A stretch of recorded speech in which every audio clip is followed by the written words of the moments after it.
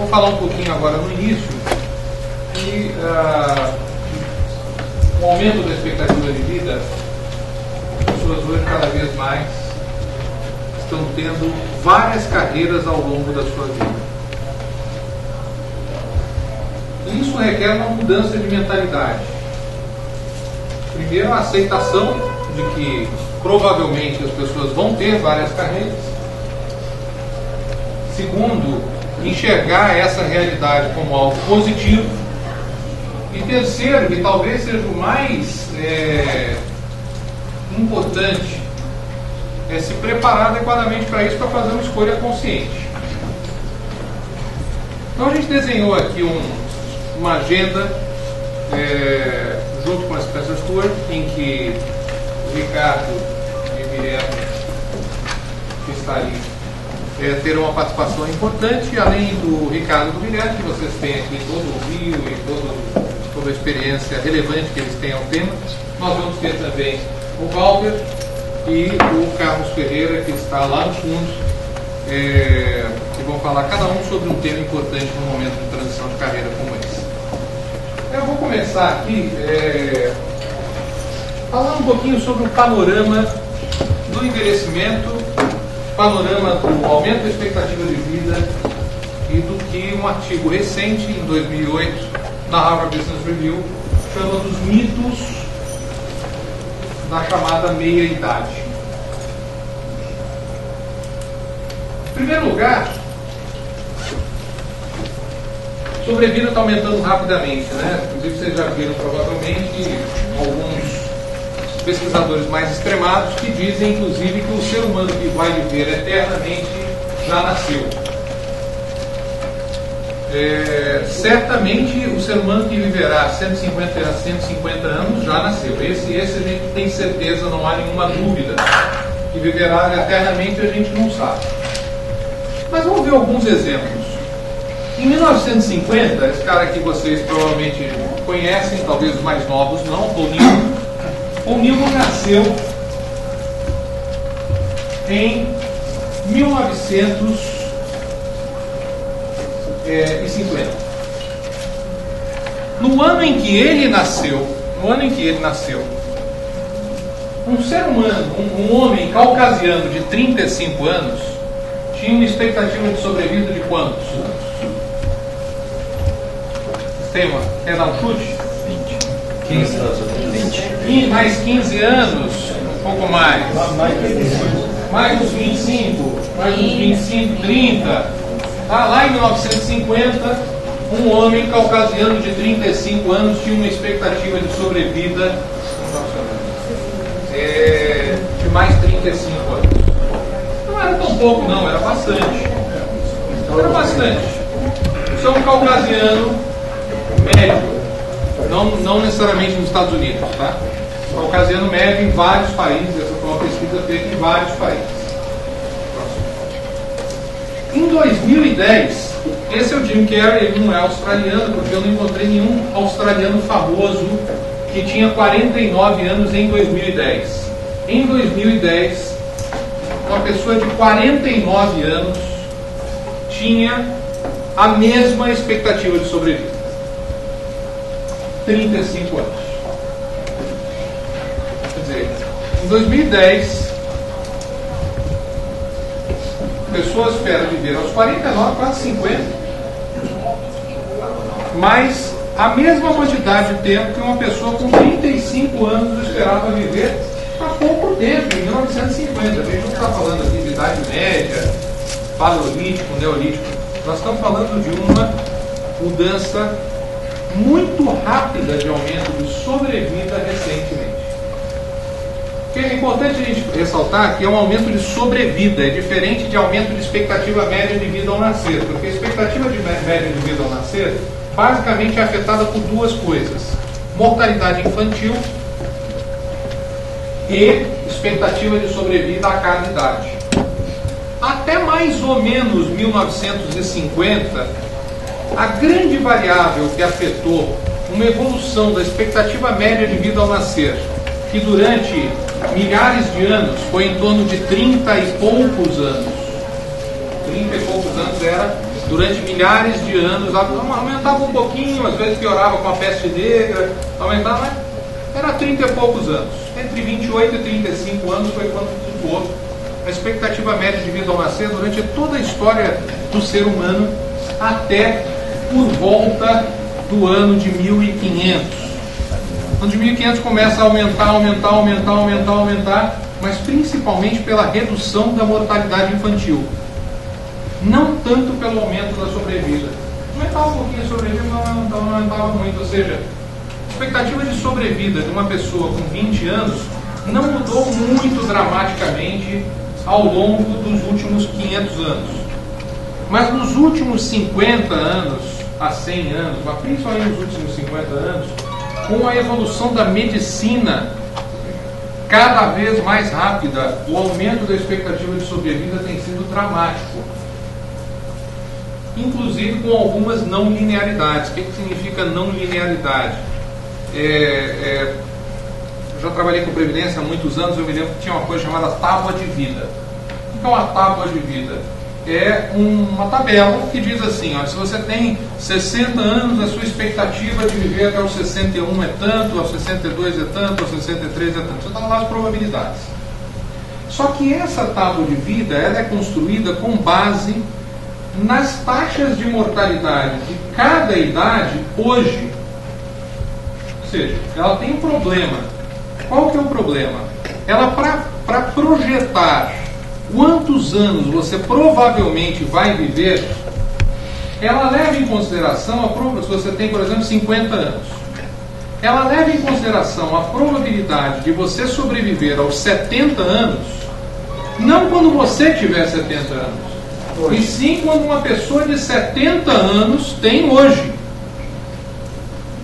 Quando as expectativas de sobrevida não variavam muito ao longo de uma vida, isso era uma aproximação razoável.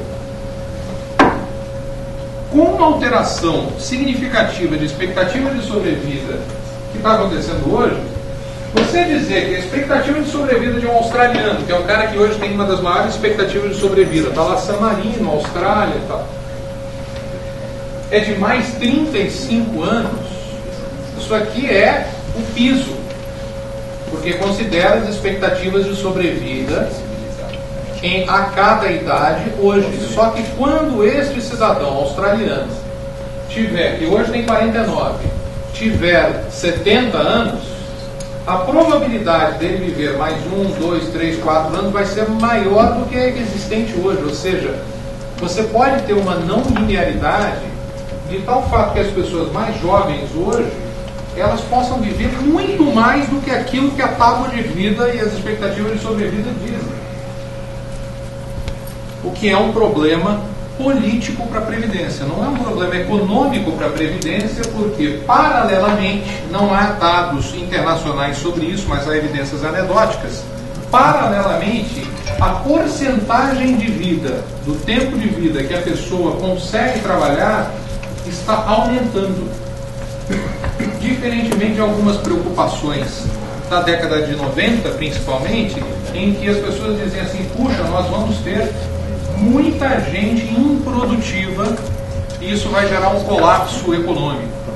Pelo contrário, as pessoas hoje, até por conta dos avanços da medicina e do tipo de trabalho que elas fazem, elas conseguem se manter produtivas ao longo de quase toda a sua vida. Então, existe um problema de previdência, da Previdência, mas é um problema político. Um problema político porque você deveria aumentar a idade que as pessoas se aposentam. Isso vai aumentando, só que está aumentando mais lentamente do que a expectativa de sobrevida das pessoas.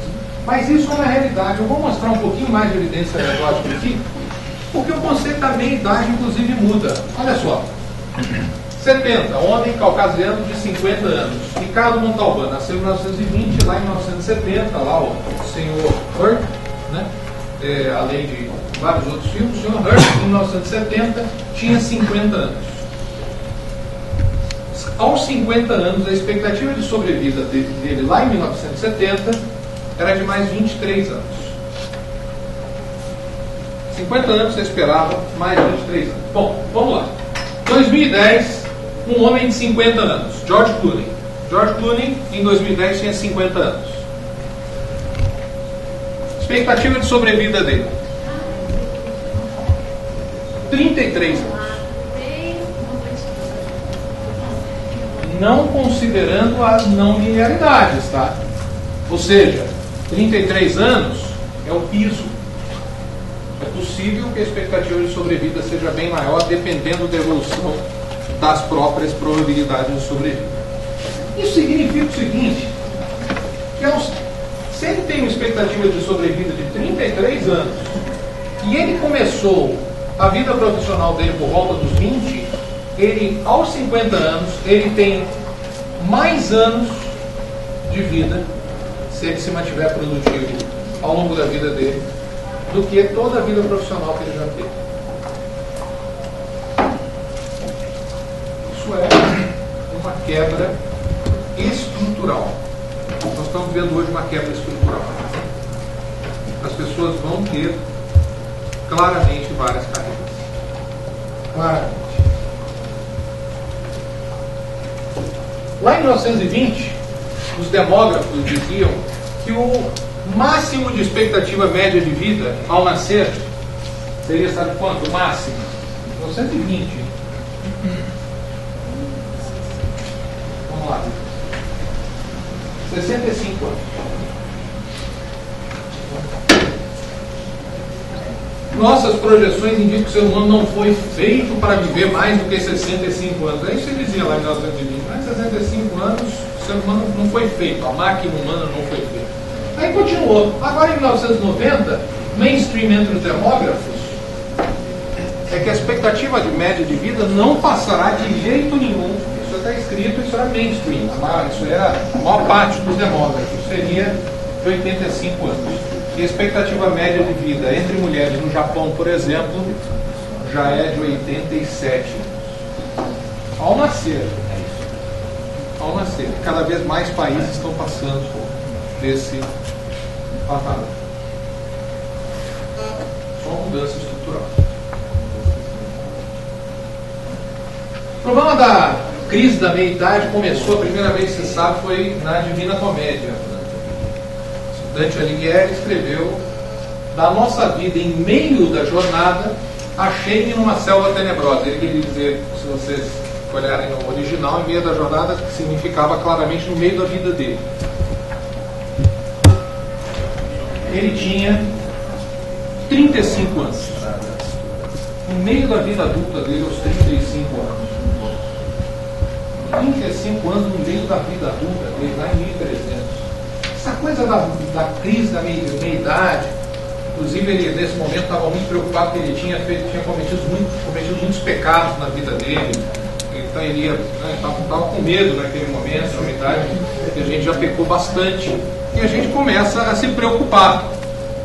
A crise da meia-idade, ela sempre veio, vá toda a literatura, esse termo meia-idade foi cunhado na década de 70, de uma preocupação com a proximidade da morte.